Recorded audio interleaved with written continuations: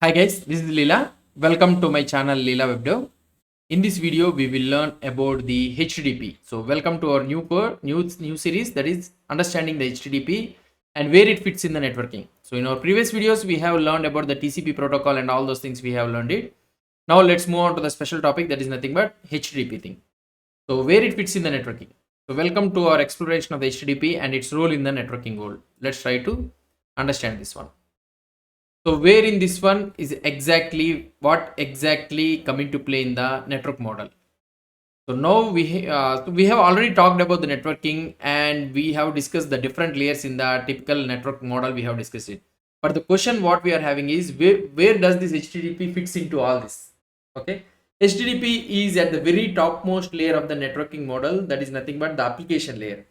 It is built on top of protocols like TCP or UDP. So it is built on the top of the protocol TCP or and the UDP, which resides in the transport layer, the fourth layer in the stack. So this is the fourth layer in the stack which resides in this one. So this is the place. But what even is HTTP? Let's try to understand. So HTTP is a protocol. That means what is it? It's a set of rules for communication.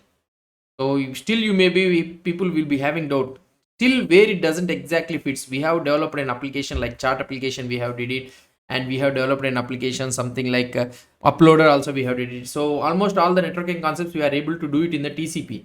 But where does this HTTP actually comes into play? So let's try to explore. I will try to make it explain as simple as possible so that all the people can able to understand the HTTP.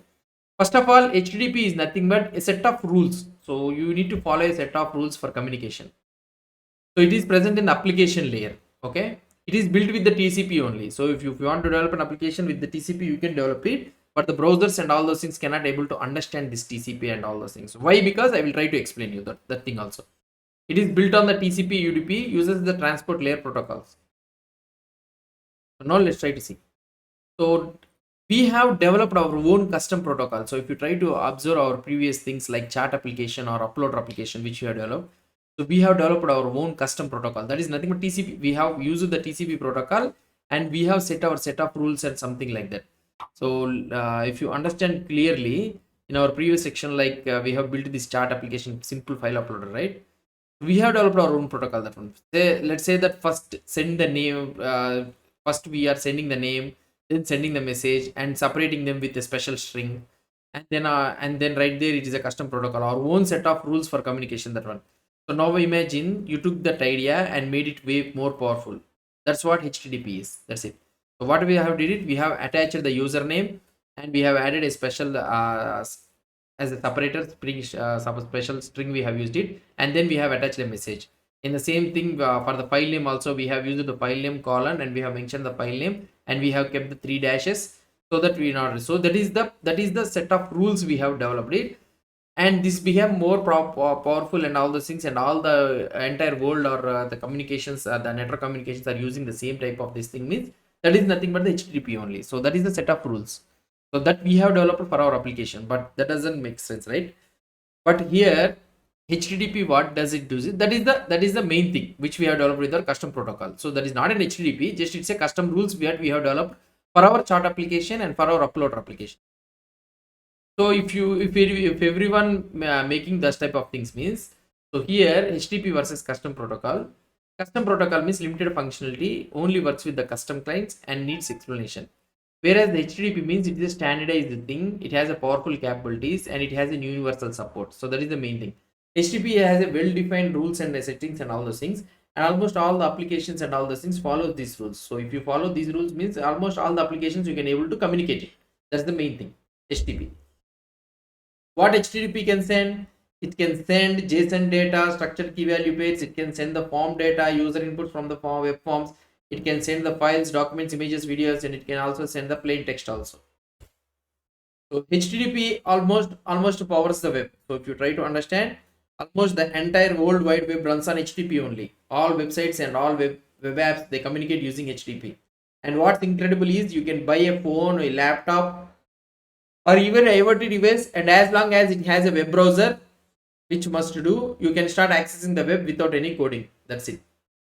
So that is the main thing. So universal access, all computers, phones, tablets, IoT device, everything will be. So no coding required. Install the browser, enter the domain, connect, and the HTTP progress will work. No need to open ports, no need to parse any binary data. Just install a browser, enter a domain name, and boom, you are connected to billions of computers around the world. That's the power of HTTP. What does HTTP doesn't do? HTTP doesn't establish the communication between two devices in the internet. So that's the job of the lower layers. TCP or UDP handles the transport, IP handles that routing. So here transport layer handles that data transport, and IP network layer handles that routing, and the MAC address and all those things handles by the data link layer, and zeros and ones and all those things are by the physical layer. HTTP has no idea about IP addresses or MAC addresses. All HTTP does is govern how the data being transferred should look like, the structure of the content that writes on the top of these layers. That's it. So that's it. So it is true rule is it will structure the data how it should transfer, and that is the only thing which it will try to do. So if you want to check in the Wireshark means we have shown you in the TCP, you can able to see when it is a TCP means.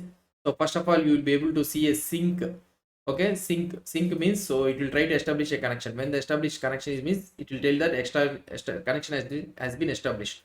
Then it will send you the acknowledgement. Then all done by TCP. Then it will try to send the bits and bytes over the connection. So now HTTP comes to play right here. Okay, so then we are trying to send it. Then the HTTP comes to play right here. Inside the data, HTTP defines the what this data will look like. So it will send you the headers, the content length, and the content type. So the first few bytes are headers. The one header might be the content length or something like that, and another might be the content type or something like that. It will try to send you. So the problem, what is the problem with the custom protocols? So as we already discussed, what is the problem with the custom protocols? We have already discussed it. So back to our custom protocol example. Remember how we decided the message format for our chat app. That is fragile. Anyone trying to connect has to follow our exact rules or things break. Now imagine a world where every application makes up their own rules. That would be a chaos.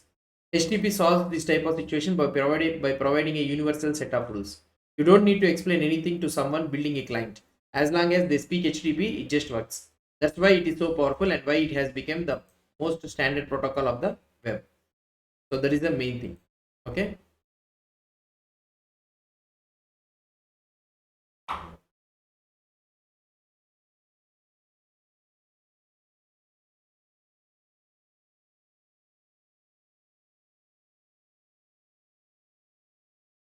So now HTTP universal rules. So one standard, one set of rules, everyone will follow, and 1,000 clients we can able to compatible with all the HTTP, and billions of devices we can connect it through the HTTP. So HTTP just works. So no explanation needed. Clients already know the rules.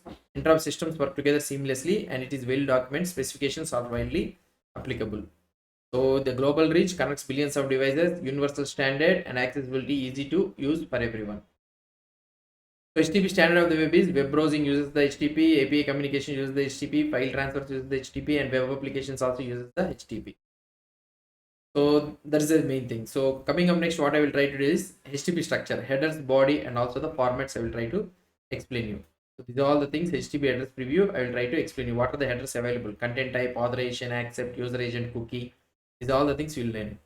HTTP body preview will look like something like name. These are all the things we'll try to see. So this is one type of data which we will be trying to send, and this is a form data example. And that's it guys about this one. So what are the things we have learned it? So application layer, where the HTTP actually sits in the application layer, we have seen it, and the protocol. So what is the HTTP protocol and all those things we have seen it, and the web standard we have seen, and the structure, how the structure it will be maintaining, you have seen. Next up in the videos, we'll try to see about the HTTP address and the body address deep dive. We'll try to see what is the metadata that controls the request and response, and the body structure. We'll try to see content formats and organization. Practical examples. We'll try to see about all these things. That's it, guys. About this, all the things. Hope you understood about this. This video helped you get a clear picture of what HTTP actually is and where it fits into the network stack. Be sure to like, subscribe, and hit that bell icon so you don't miss the next part in the series. Thanks for watching, and I will see you in the next video where we start breaking down HTTP headers and the body. Until then, keep learning, keep building. Bye for now.